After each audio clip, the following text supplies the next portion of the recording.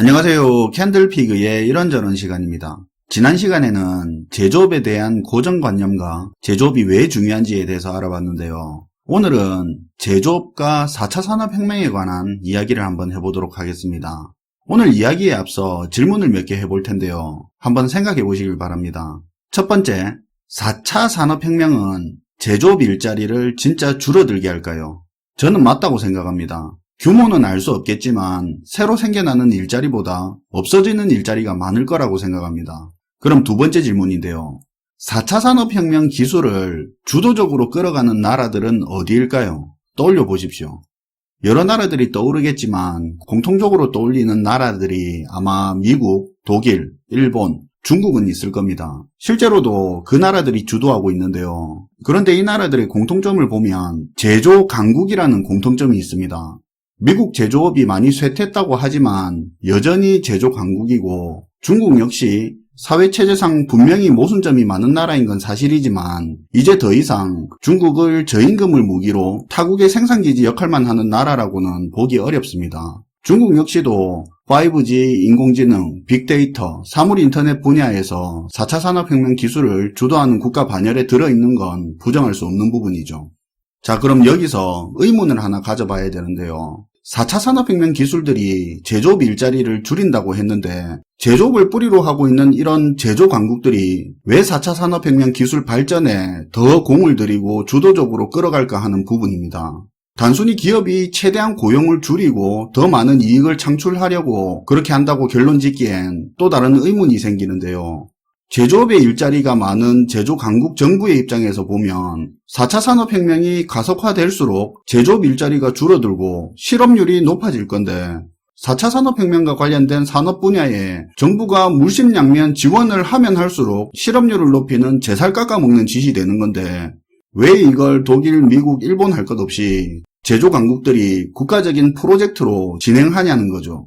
이 부분을 이해하기 위해서는 먼저 다품종 소량 생산이라는 생산과 소비의 트렌드와 제조업의 한계에 대해서 이해할 필요가 있는데요. 제품이 다양해지는 게 소비자 입장에서는 가성비니 가심비니 하는 선택지가 많아지고 자기한테 더 만족도 높은 소비를 하는데 중요한 부분인 건 맞습니다. 그런데 생산자 입장에서 보면 다품종 소량 생산이 생산 비용을 증가시키는 골치 아픈 부분인데요. 똑같은 제품, 똑같은 생산 라인에서 더 많이 더 오래 생산할수록 생산자 입장에서 유리한 건 다 아실 겁니다. 규모의 경쟁이 경험 곡선이니 하는 게 이런 것하고 관련이 있는 거죠.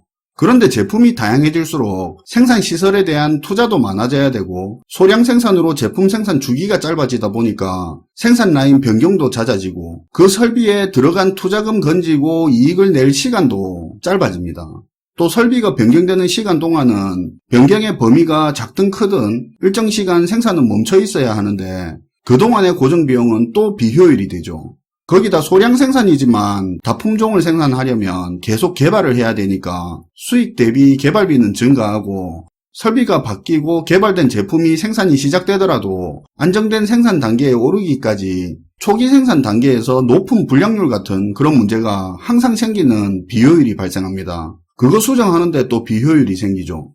또한 다품종 생산을 하면서 다양해진 부품과 거래처가 많아지면서 부품 자재 조달 관련 변수가 증가하고 품종별 판매량에 따라 생산 라인을 그때그때 유연하게 변경하더라도 현실적인 한계가 있다 보니까 좀 넉넉히 생산하고 라인 바꾸고 넉넉히 생산하다 보니 불필요한 재고 비용 증가 문제까지 발생합니다. 그건 또 떨이로 제가 못 받고 빨리 털어야죠. 다 이야기하자면 끝도 없겠지만 이렇게 다품종 소량 생산 트렌드는 제조업 입장에서는 생산 비용이 증가할 수밖에 없는 부분이 있습니다. 그렇다고 생산 비용이 증가하는 걸 소비자가 이해해주고 옳은 가격으로 사주지는 않습니다. 결국 다품종 소량 생산 때문에 발생하는 비효율을 얼마나 줄여서 경쟁력 있는 가격으로 소비자의 선택을 받느냐에 따라 기업의 생사가 달린 거죠. 이런 비효율을 줄이고 생산 원가를 낮춰보려고 제조업에서 많은 노력을 했는데요. 많이 들어봤을 겁니다. 불량률을 줄이기 위한 식스시그마 경영혁신, 재고 비용을 최대한 줄이기 위한 JIT라고 불리는 적기 생산 방식, 공장 내 가공 단계부터 운반, 창고, 보관까지 자동화 체제를 구축한 유연 생산 체제 FMS, 기업의 회계부터 구매, 생산, 판매에 이르는 인적 물적 자원을 데이터베이스화 시켜서 효율적 관리로 비용을 낮추려는 ERP 시스템, 제품의 개발 시간을 줄이고 보유한 기술을 효율적으로 활용하기 위한 PLM 등 숨어있는 비효율을 줄이고 생산성을 높여서 비용을 낮추기 위한 노력들을 기업들은 계속 해왔습니다. 물론 효과를 본 데도 있고 오히려 돈만 쓰고 비효율이 더 증가하면서 실패한 것도 많습니다만, 분명한 건 제조업계에서도 다품종 소량 생산으로 증가하는 비용을 낮추기 위해서 몸부림쳐왔다는 겁니다.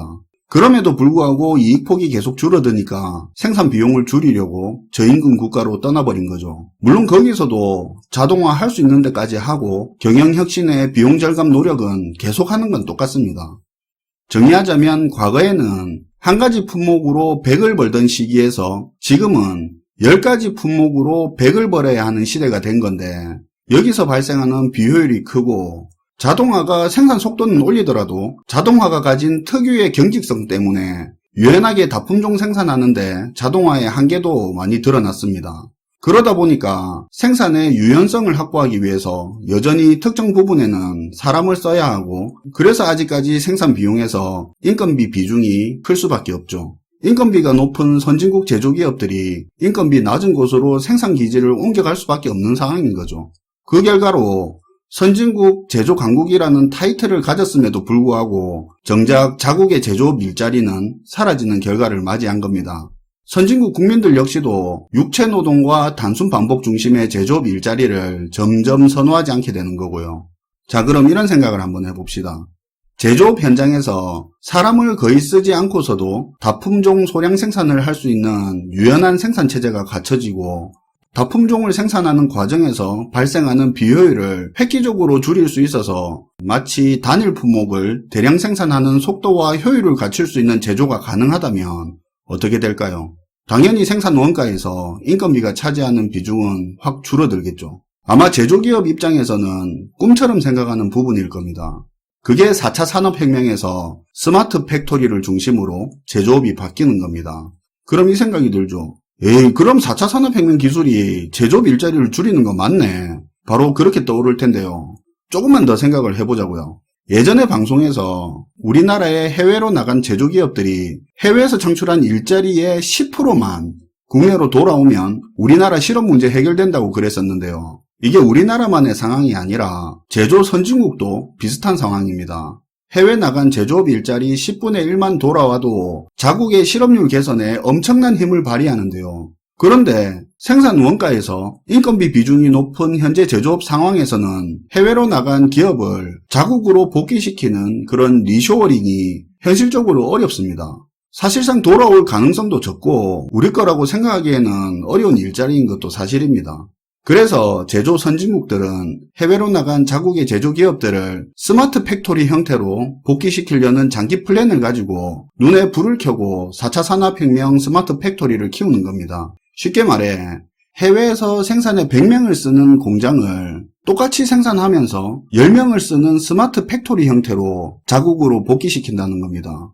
기업 입장에서도 보면 개발도상국에서 전력이나 도로, 항구, 공항같이 사회 인프라 부족하고 물류비 높고 문화나 교육 수준이 다른 인력을 활용한다는 단점에도 불구하고 인건비가 싸다는 그거 하나로 다 커버가 되니까 굳이 거기서 생산을 하는 건데, 스마트 공장으로 사람을 적게 쓰면서 인건비 비중 획기적으로 낮추고 다품종 소량 생산을 할 수만 있다면 굳이 해외에서 생산을 안 해도 된다는 그런 계산이 나오는 겁니다.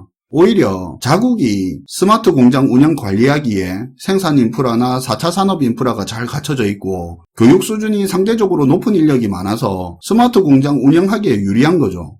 게다가 스마트 공장은 생산 비용에서 인건비가 차지하는 비중이 적다 보니까 근로자 임금 인상에 대한 여력도 있습니다. 또한 제조업 근로자 입장에서도 단순 반복 땀 흘리는 일 중심이 아니라 판단, 결정, 관리 중심의 업무가 주된 일자리가 되는 겁니다. 물론 더 안전하고 쾌적한 일자리는 덤이고요. 한마디로 해외에 나간 제조업 일자리를 양질의 첨단화된 제조업 일자리로 다시 가져오려고 스마트 팩토리를 비롯한 4차 산업혁명 기반 제조기술에 정부가 공을 들이는 겁니다. 실제로 지금 정부도 스마트 팩토리와 관련된 지원을 다시 국내로 리턴하는 기업들을 중심으로 추진하고 있고, 독일, 미국 같은 나라들도 그런 방향으로 가고 있습니다. 물론 스마트 팩토리로 복귀하는 기업들이 많아질수록 양질의 제조업 일자리는 증가하고, 근로자들의 선택권이 늘어나기 시작하면 기존의 인건비 따먹기식으로 열악한 노동 환경을 제공하는 기업들은 자연스럽게 조금씩 도태되는 방향으로 흘러갈 수 있겠죠. 그리고 이 스마트 팩토리 하면 그냥 자동화 공장 떠올리는 경우가 많은데요. 자동화는 당연한 거고, 스마트 팩토리의 핵심은 다품종 생산을 하는 유연한 생산 체제가 포인트입니다. 5G, 로봇, 인공지능, 빅데이터, 사물인터넷, AR, VR, 클라우드 컴퓨팅, 가상물리 시스템 등등 4차 산업혁명 기술들이 융합돼서 지금까지 제조업의 한계로 여겨졌던 다품종 소량 생산하면서 발생하는 비효율을 개선할 수 있는 거죠. 개발 단계에서 인공지능 빅데이터를 활용해서 정확도 높은 수요 예측, 납품 기일들을 파악할 수 있고, 가상물리 시스템으로 실제 생산 라인과 물리적으로 완벽히 동일하게 모델링된 가상의 공간에서 설계대로 생산을 해보고 시운전, 오류 수정을 가상에서 다 해버리니까 실제 생산 라인에 적용할 때 아무 문제 없이 그대로 적용이 되고, 5G 사물 인터넷망을 통해서 공장의 광범위한 생산 데이터를 수집 가공하면서 사소한 부분이라도 비효율이 발생할 수 있는 부분에 대해서 문제가 생기기 전에 원인을 기반으로 한 선제적 대응이 가능하게 됩니다. 공장의 물류 이동 역시도 생산되는 제품과 공장 상황에 따라서 가장 효율적인 형태로 그때그때 변경되고, 자재 부품 조달 역시도 다른 업체들과 생산 상황을 5G망으로 데이터를 유기적으로 교환하면서 창고에 부품 쌓아두는 시간을 최소로 하면서 딱 적기에 조달을 합니다. 이런 스마트 팩토리는 별도로 한번 따로 다뤄야 될 부분이기도 합니다. 그런데 무작정 희망만 가질 부분은 아닌데요. 앞에서 말한 부분은 고도화된 스마트 팩토리의 목표인 거지, 이것도 단계가 있습니다. 단순히 일시적으로 사물 인터넷 되는 기계 갖추고 모니터링 시스템 갖췄다고 스마트 공장이 그냥 되는 건 아닌데요. 지속적인 발전 노력 없이 이벤트성으로 투자해서 구색만 갖추다가 기업도 정부도 헛돈만 쓰고 국내로 복귀하는 기업은 없이 국내 기업 일자리 수만 줄어들게 만들 수도 있습니다. 벌써부터 스마트 공장 약팔이 하면서 정부 지원금만 따먹으려고 하는 업체들이 늘렸는데요. 반드시 도태될 기업은 걸러내고 성공 사례가 될 수 있는 경쟁력 있는 기업들을 중심으로 지원하고, 정부 차원에서도 지속적으로 인력을 양성해서 산업에 공급할 수 있는 재교육 정책과 시스템을 갖출 필요가 있습니다. 말만 들으면 스마트 팩토리가 현실화되기 어려운 것 같지만 실제로 독일의 지멘스나 미국의 제네럴 일렉트릭이 발전하는 과정을 보면 절대 불가능한 게 아니라는 걸 알 수 있습니다. 기술적인 스마트 공장뿐만 아니라 법 인쇄, 규제 완화, 고용 유연성 부분도 해외로 나간 기업이 눈길을 줄 만큼 개선할 필요가 있고요. 근로자들의 스마트 팩토리에 대한 편견도 넘어야 될 산이죠. 사실 제조업과 4차 산업혁명 이야기하면서 지금 못다한 말이 너무 많은데요. 직업 재교육부터 세금, 복지 관련된 것까지 같이 이야기를 할 부분이 너무 많은데, 어차피 제조업 관련된 이야기는 앞으로도 계속 할 거니까 꾸준히 챙겨봐 주시면 감사하겠습니다. 시청해 주셔서 감사하고요. 지금까지 캔들피그의 이런저런 시간이었습니다.